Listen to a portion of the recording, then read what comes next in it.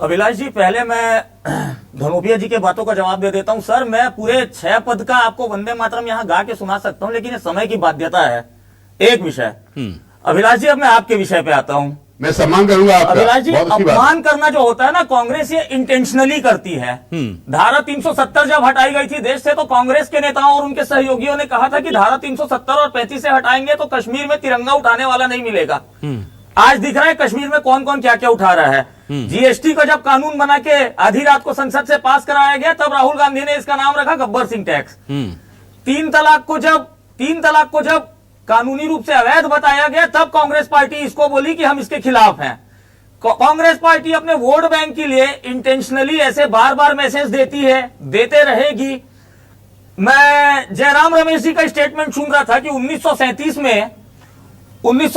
में अधिवेशन में कांग्रेस पार्टी के तय हुआ कि 2 पद गाए जाएंगे। आपको पता है कि जितने लोगों का नाम लिया जयराम रमेश जी ने, 1907 में लोकमान्य बाल गंगाधर तिलक जी कांग्रेस छोड़ दिए थे। 1939 में नेताजी सुभाष चंद्र बोस कांग्रेस छोड़ दिए थे। उन्होंने चक्रवर्ती राजगोपालाचारी जी का नाम लिया।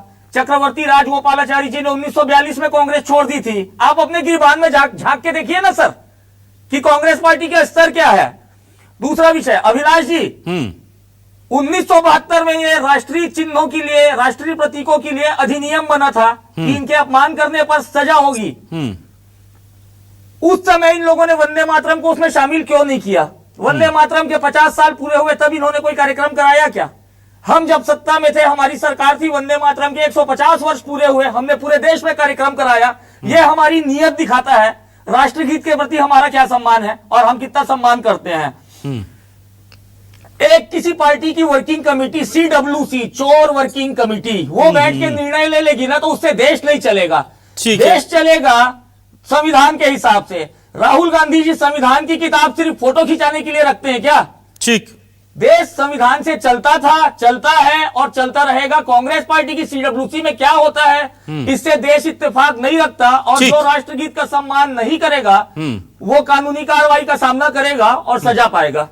ठीक है वैभव जी, आपने बताया नहीं कि आपने इतने देर क्यों कर दी वंदे मातरम को सम्मान देने में। गाने के लिए नहीं गा रहा है आदमी, खड़ा हुआ तो कौन सजा हो जाएगी? कौन से सर, मैं वही बता रहा था, वंदे मातरम का जब 150 साल पूरा हुआ तो हमने ही पूरे देश में आयोजन सजा है, अपमान करने पर सजा है। आदमी नहीं गा रहा है, खड़ा हुआ कार्यक्रम। चलिए, नहीं ठीक है, नहीं सजा ठीक है, हमारी सरकार होगी तो वंदे मातरम आपने गुमराह कर रहे हैं लोगों को। ठीक, चलिए ठीक है, मेहमान जी के पास आ रहा हूँ। ठीक है वैभव जी, धनोपिया जी, ठीक है, अपमान नहीं करेंगे धनोपिया जी, ठीक है ठीक है फ्रीडम फाइटर मूवमेंट चलता था। ठीक है धनोपिया जी, आऊंगा आपके पास, रुकिए। आपको अपमान नहीं करना था, जोर से गाता था, आपका पता भी नहीं था कहाँ थे भाई, कहाँ से कहाँ आ गए। धनोपिया जी बस हो गया। गांधी जी शांति से खड़े हो जाती ना।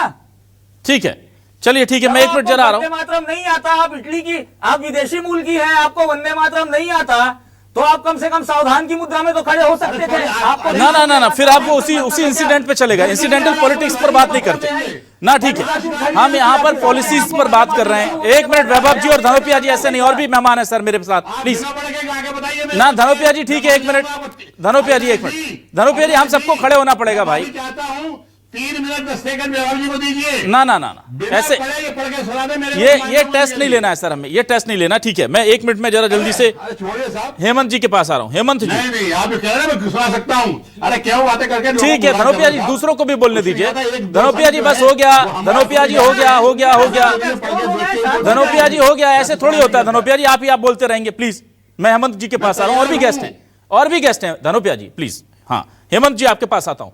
हेमंत जी मुझे जरा ये बताइए, क्या संवैधानिक ढांचे को पॉलिटिकली इस्तेमाल किया जाता है देश में? ये सवाल पूछना तो बेमानी होगा। आप जैसे प्रखर व्यक्ति से ये सवाल पूछूं या मैं पूछूं तो ये भी गलत है। सब जानते हैं होता रहा है, होता है और होता भी रहेगा, जिस तरह का लोकतंत्र है।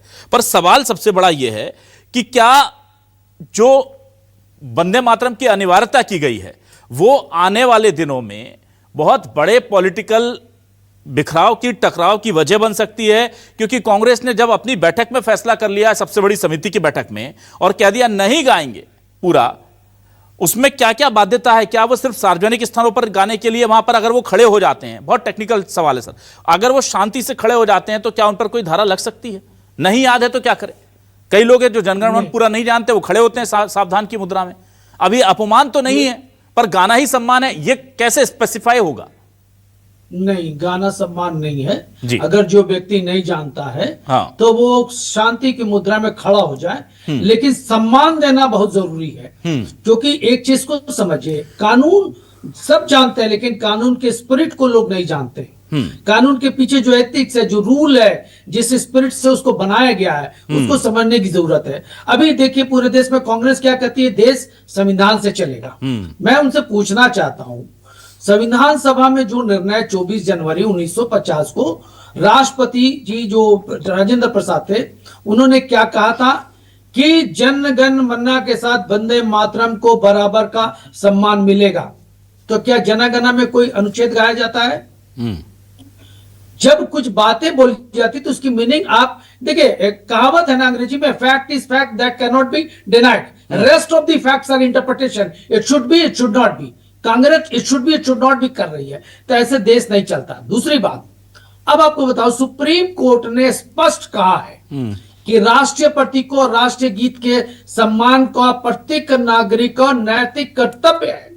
ये नैतिक कर्तव्य क्या होता है? क्या कांग्रेस की नैतिक कर्तव्य नहीं है कि जिस चीज को हमारा लॉ एंड ऑर्डर के रूप में 31 जनवरी 2026 को पास किया है, गृह मंत्रालय ने orders relating to the nation song of India जारी किया है, और उसमें कहा गया है कि आधिकारिक तौर पर पूरा संस्करण 6 छंदों का बताया गया है। तो कांग्रेस अलग डिफाइन क्यों कर रही है? जब ये कानून को मानते, संविधान को मानते हैं, तो पूरा संस्करण क्यों नहीं मान रहे? दूसरी बात, राष्ट्रीय गीत को सम्मान और शिष्टाचार की जब बात आप बना की बात करें तो इसकी कानूनी स्थिति को समझना चाहिए। 1971 में किसकी सरकार थी? 11 अगस्त को यह कानून बना था 1971 में। तब किसकी सरकार थी? कांग्रेस की थी। तब कानून क्या बना था कि भाई जो इसके व्यवधान डालेगा, जो बाधा डालेगा, उसको 3 साल की जेल होगी, जुर्माना भी मिल सकता है। तो कांग्रेस क्या ये बाधा नहीं डाल रही है? ठीक है, आप नहीं गा रहे हैं, वो अलग बात है, लेकिन आप देश के उस गान को जिस पर कानून बना हुआ है, जिसको संविधान सभा ने इजाजत दी है और जो अभी कानून बन गया है, आप उसकी अवहेलना नहीं कर रहे हैं? क्या बाधा नहीं डाल रहे हैं? क्या संविधान के स्वरूप में बाधा नहीं डाल रहे? कांग्रेस ये समझा दे। ठीक है, ये बेवकूफ बनाना बंद करे लोगों को कि हम नहीं गाएंगे, हम 2 छंद गाएंगे। कांग्रेस ने ऐसा कहा, ये कहां लिखा हुआ कि आप 2 ही छंद गाएंगे? आपको उस वक्त लिखा था कि कुछ लोगों को अच्छा नहीं लगता है, तो उस वक्त देश को आजादी कराना था। और जब देश 2 पार्ट में धर्म के नाम पर बंधा, तो ये आप कैसे कह सकते हैं कि एक जाति के लिए हम वो छंद को नहीं गाएंगे? ये अपमान है या नहीं, ये समझा दे मुझे। ठीक है, नीरज जी आपके पास आता हूं। नीरज जी, अब तुष्टीकरण पर की बात कर लेते हैं। क्या बहुत ज्यादा कहते हैं ना हार्ड तुष्टीकरण की तरफ कांग्रेस इससे बढ़ गई है, या कांग्रेस की मजबूरी थी? क्योंकि हम देख रहे थे कि जो कांग्रेस से जुड़े मुस्लिम नेता थे वो तमाम ये कह रहे थे कि हम नहीं गाएंगे वंदे मातरम, और ऐसे समय में उनके साथ खड़े होना उनका जरूरी था, वरना जो उनका डिवोटेड वोट बैंक है वो छिनने का खतरा होता, वो डर था। वैसे ही अभी हम देख रहे हैं कि चाहे वो ओवैसी हो या दूसरी पार्टियां हो, बहुत ज्यादा सेंध लगा रही है कांग्रेस के उस वोट बैंक में। तो उस वोट बैंक को बचाए रखने के लिए इस कदम को राजनीतिक परिपक्वता के हिसाब से, मैच्योरिटी के हिसाब से, पॉलिटिकल मैच्योरिटी के हिसाब से आप कितना उचित मानते हैं? देखिए, जो मैंने पहले कहा था, मैं दोबारा से एक बार फिर वही बात कहूंगा कि भारत में रहने वाले हर व्यक्ति को, हर नागरिक को राष्ट्रगीत और राष्ट्रगान गाना ही चाहिए। ये हमारे देश का संविधान भी कहता है, और गाना ही चाहिए। दूसरी बड़ी बात कि जिस तरह की राजनीति की बात कर रहे हैं, निश्चित रूप से आप तमाम ऐसी चीज राजनीतिक दल हैं जो इन सब चीजों को ही लेकर राजनीति कर रहे हैं। जो मैंने पहले कहा कि कोई राष्ट्रवाद के चुनाव में चाहता है, कोई किसी अन्य मुद्दे पे चुनाव चाहता है, तो मूलभूत चीजों को आप क्यों दरकिनार कर रहे हैं? क्या जो चीजें हैं, आप अब लगातार भारतीय जनता पार्टी के सबसे छोटे पायदान पे बैठे नेता से लेकर बड़े नेता से बात कर लीजिए, वो एक ही बात कहेंगे कि राम मंदिर चंदा चोरी पे राजनीति नहीं होनी चाहिए। अरे कन्याकुमारी से कश्मीर तक लेकर रामलला को तो आप राजनीति कर रहे थे, अब आप कह रहे हो चंदा चोरी पे राजनीति नहीं होनी चाहिए। क्यों नहीं होनी चाहिए?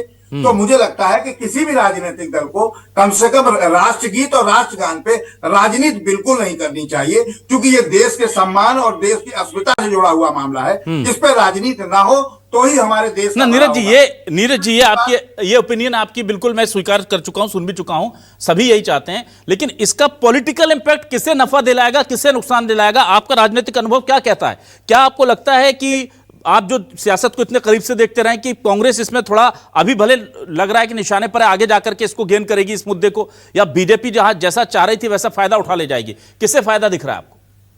हमारे देश में एक बड़ी बीमारी है जो लाइलाज है। उस बीमारी का नाम है कि हमारे देश के लोगों को भूलना बहुत जल्दी आता है। और मुझे लगता है कि जिन राज्यों में भी चुनाव है, भारतीय जनता पार्टी अब से लेके और इसको चुनाव तक लगातार उठाएगी, लेकिन ये राजनीतिक मुद्दा नहीं हो सकता, क्योंकि वंदे मातरम को मैं कहता हूं कि गांव में रहने वाली, जो भारत सरकार की रिपोर्ट कहती है 75% 65% लोग गांव में रहते हैं। आप आ जाइए मैदान में, गांव में कितने लोग गा लेते हैं राष्ट्रगीत। तो उन सब चीजों को भी देखना चाहिए। और जनता आज की तारीख में महंगाई, बेरोजगारी, सड़क, बिजली, पानी, स्वास्थ्य से परेशान है, उसकी बात करना चाहती है। उसे राष्ट्रगीत और राष्ट्रगान का सम्मान तो चाहिए, और सम्मान करेगी भी, लेकिन अपने मूल मुद्दों पे भी उसको चाहिए कि उसको सरकार जवाबदेही सरकार की तय हो। जो लगातार आप लंबे लंबे मैन्युफेस्टो चुनाव में दे देते हैं, और चुनाव में आते हैं तो मटन, मछली और मंगलसूत्र पे आके खत्म कर देते हैं। तो मुझे लगता है ये सब चीजें होनी चाहिए, लेकिन राजनीति कम से कम राष्ट्रगीत और राष्ट्रगान पे कतई नहीं होने चाहिए इस देश में। जी ठीक है, चलिए ठीक है। धनोपिया जी, आपके पास आता हूं। धनोपिया जी, आप संविधान की दुहाई दे दे करके बीजेपी को कोसते रहे, संविधान की किताब लेकर के राहुल गांधी घूमते रहे, और पूरी पॉलिटिकल अभी की जो फील्डिंग सेट की है आप लोगों ने घेरने के लिए, वो सब संविधान के आसपास व्यू रचना रची गई है बीजेपी को घेरने की। अब सवाल यह है कि उस संविधान में भी बंटवारा कि हमारे नेताओं ने जो संविधान बनाया था वो वाला संविधान मानेंगे, इन्होंने जो संविधान में संशोधन किया ये नहीं मानेंगे। कल को आप फिर कहेंगे 3 तलाक हम वापस कर देंगे, जीएसटी वापस कर देंगे, 300 वापस कर देंगे, हम सत्ता में आएंगे तो वंदे मातरम को वापस कर देंगे। ऐसा अगर होने लगा सर, ये पॉलिटिकल वेंडेटा इस लेवल पर पहुंच गया, तो फिर तो पिछली 5 साल सरकार जो करके आएगी, अगली सरकार पहला काम तो ये करेगी कि उसको वापस करो, फिर वो अपना करेगी, फिर अगली नई सरकार आकर के वो वापस करेगी, तो देश तो वहीं खड़ा रह जाएगा। देखिए अभिलाष जी, संविधान संशोधन जी 2/3 बहुमत के साथ होते हैं, और जो भी सरकार बहुमत में प्रस्ताव पास करती है उसको पालन करना सबका धर्म होता है।